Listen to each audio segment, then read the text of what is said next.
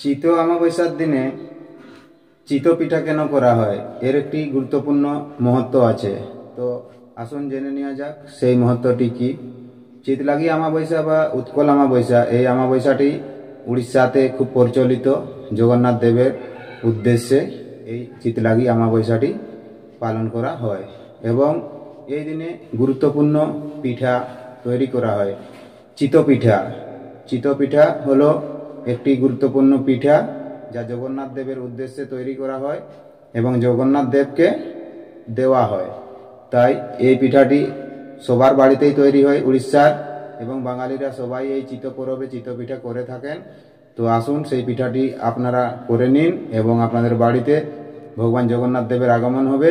ভগবান জগন্নাথ দেব আপনার শান্তি সমৃদ্ধি নিয়ে আসবে। তাই এই উপায়টি করুন। চিতো পিঠা করতে কিন্তু ভুলবেন না বন্ধু।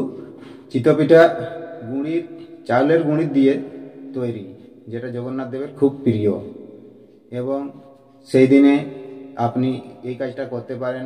সকালে পবিত্র নদীতে স্নান করে পিতৃতর্পণের জন্য পিতৃদেবকে অর্ঘ্য অর্পণ করতে পারেন এবং লক্ষ্মী দেবীর পূজা করতে পারেন বাড়িতে, এবং কুল দেবীর পূজা করতে পারেন। তার সঙ্গে সঙ্গে শিব পার্বতীর পূজা করবেন। শ্রাবণী অমাবস্যা, শ্রাবণ মাসে এটা পড়েছে, তাই শ্রাবণ মাসের জন্য খুব প্রিয়। তাহলে এই উপায়টি আপনি করুন, দেখবেন আপনার বাড়িতে সুখ শান্তি সব ফিরে এসেছে, সুখ শান্তি সব চলে আসবে।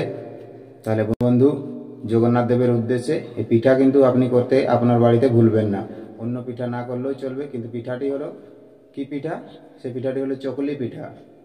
চকলি পিঠা সবাই বানাতে পারেন, তাই চকলি পিঠাটি আপনি বানিয়ে নেবেন আপনার বাড়িতে। তাহলে দেখা হবে বন্ধু আবার একটি ভিডিওতে। যদি ভিডিওটিকে এখন পর্যন্ত লাইক করেননি তাহলে ভিডিওটিকে লাইক করে দেবেন, আর চ্যানেলটিকে এখন পর্যন্ত যদি সাবস্ক্রাইব করে না থাকেন তাহলে চ্যানেলটিকে সাবস্ক্রাইব করে পাশে থাকা বেল আইকনটি টিপে অন করে দেবেন নোটিফিকেশনটি। তাহলে কি হবে, যখন যখন আমি ভিডিও দেব সবসময় নোটিফিকেশনটি আপনি পেয়ে যাবেন। ধন্যবাদ, দেখা হবে আবার একটি নতুন ভিডিওতে। নমস্কার।